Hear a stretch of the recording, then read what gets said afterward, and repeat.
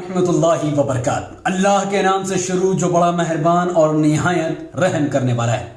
मैं हूं मोहम्मद अंसारी और आप देख रहे हैं द पॉलिटिकल।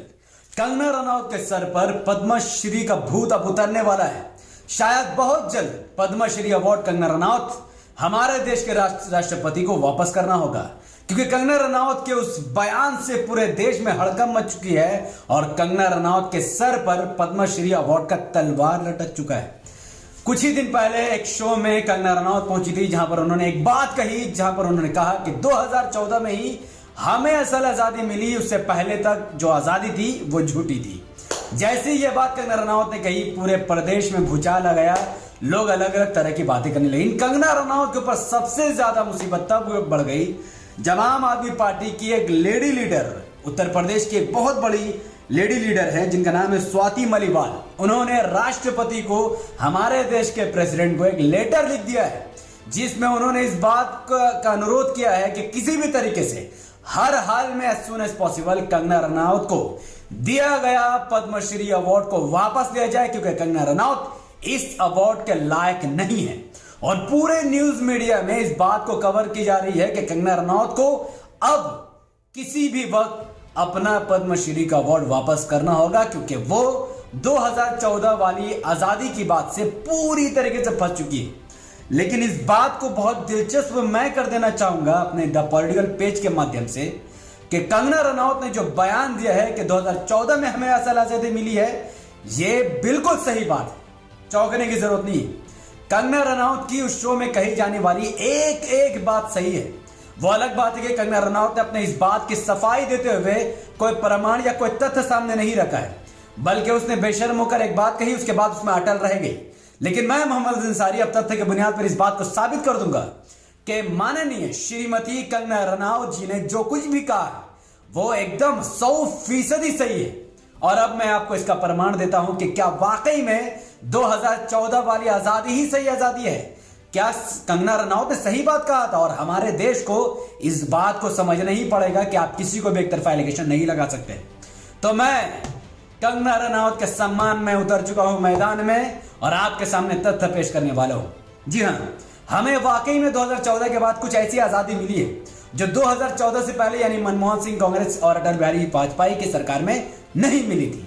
मिसाल के तौर पर आपको पता है कि विराट कोहली की छोटी सी लड़की को एक हिंदू राम नागेश श्रीनिवास, तेलंगाना का एक लड़का है, रेप की धमकी देता है। विराट कोहली की छोटी सी बच्ची को ट्विटर के माध्यम से रेप की धमकी देने वाला राम नागेश श्रीनिवास, ये बहुत बड़ी बात है। उसका ये घिनौना ट्वीट मैं नहीं पढ़ना चाहता, आप सब सिर्फ उसे देख लीजिए।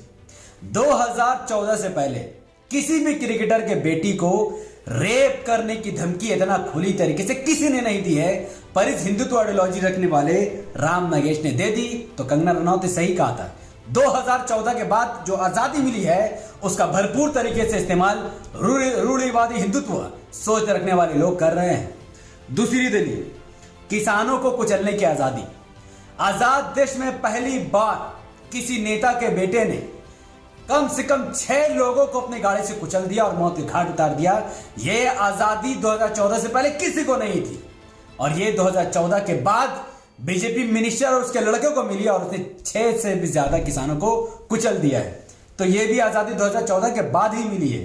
तो कंगना रनौत अपने बयान पर डटे रहे और उसने सही बात कही है। तीसरी दलील, नंगा होने की आजादी। जी हां, नेकेड होने की आजादी। आप सोच रहे मैं क्या बोल रहा हूं? नहीं, अब मैं बोल रहा हूं। रंगून मूवी की जब शूटिंग चल रही थी तब कंगना रनौत ने शाहिद कपूर के साथ कुछ इंटीमेट सीन किया था, जिसमें उन्होंने फ्रंट में कोई कपड़ा नहीं पहना था। यहां तक कि इनके, मैं बोलना नहीं चाहता, पर उनके निप्पल भी खुले हुए थे। और ये मैं नहीं कहता, ये रिपोर्ट कहती है, जहां पर कंगना रनौत ओपन एक बयान देते हैं कि I am comfortable doing erotic scenes. जब भी बॉलीवुड या कहीं पर भी एरोटिक सीन होता है तो पीछे तो खुला दिखता है आपको, पर जो जानकार है बॉलीवुड से, जो कनेक्शन या जो शूटिंग में जो नॉलेज रखते हैं, उनको पता है कि सामने में कवर किया जाता है।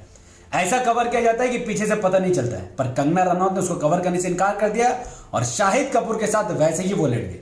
तो ये कहने का मतलब ये मुझे कोई ऑब्जेक्शन नहीं है, ये उनका फील्ड, उनको जो करना है करे, मेरे से कोई मतलब नहीं, ना ही फहाशी फैलाना मेरा काम है। लेकिन ये जो आजादी थी अपने जिस्म को खोल कर किसी के साथ सो जाने की, ये आजादी सिर्फ आपको 2014 के बाद मिली है।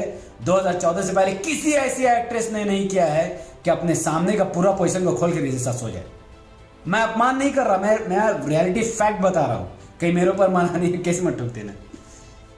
ओके, तो दलील नंबर 4, रात में कॉलेज के अंदर घुसकर मारने की आजादी। जेएनयू के स्टूडेंट के हॉस्टल में घुसकर कुछ रूढ़िवादी संगठन के लोगों ने घुसकर मारा और आज तक उनके पर कोई कार्रवाई नहीं हुई। उन लोगों ने न जाने कितने लोगों को घायल कर दिया, एक लड़की का सर तक फाड़ दिया था और आज भी यह पोस्ट वायरल है, लेकिन आज भी इस लड़की के ऊपर कोई कार्रवाई नहीं है।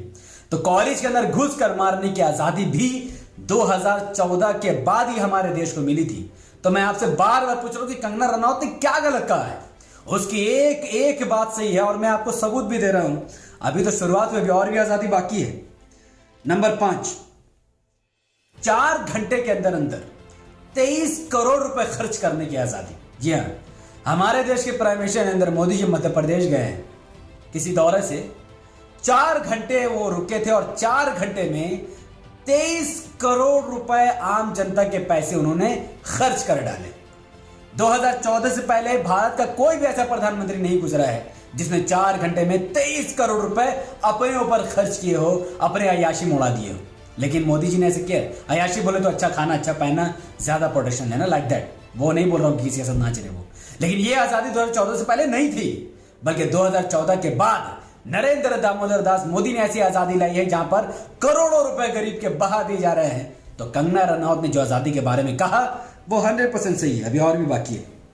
स्लोगन वाली आजादी, जी हां, जी हां, राम राम चिल्लाएंगे जब बीप बीप बीप काटे जाएंगे, ये किसने कहा था? हाल ही का केस है, वो भी जंतर मंतर पर, पार्लियामेंट में थोड़ी दूर में।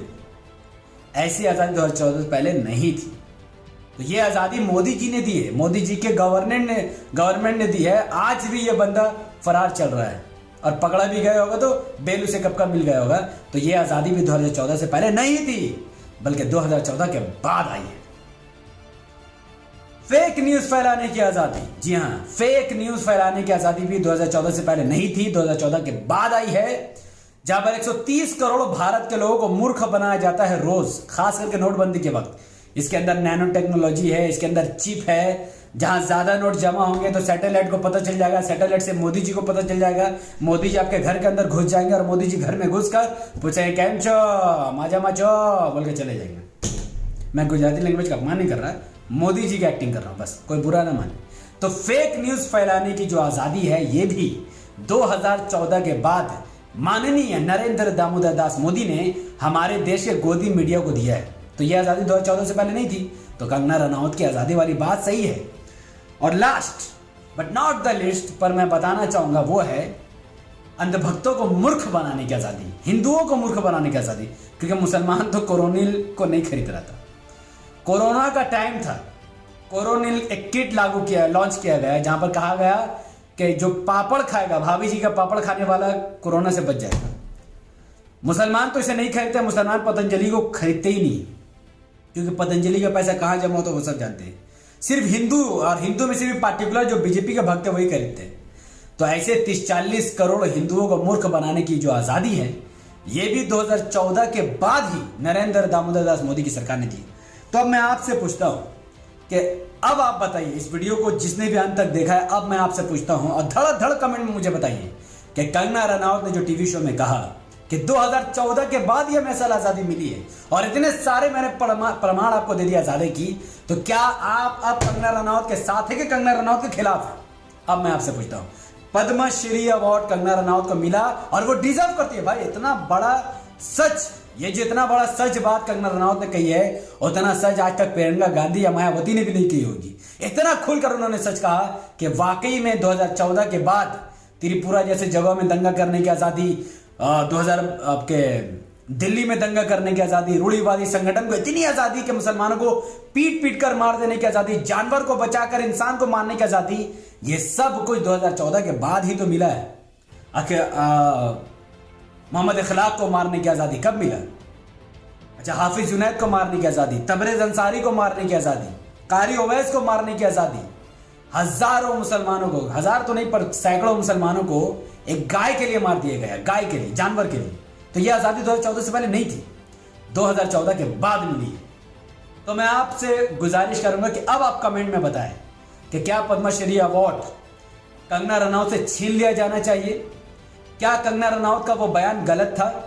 क्या कंगना रनौत इस अवार्ड के लायक नहीं है? आप अपनी बात डिटेल में कमेंट पर लिखिए और मैं हर किसी का कमेंट देखूंगा, पढ़ूंगा और जिसका कमेंट बहुत अनोखा होगा उसका रिप्लाई भी करूंगा, उसके कमेंट को पिन भी कर दूंगा।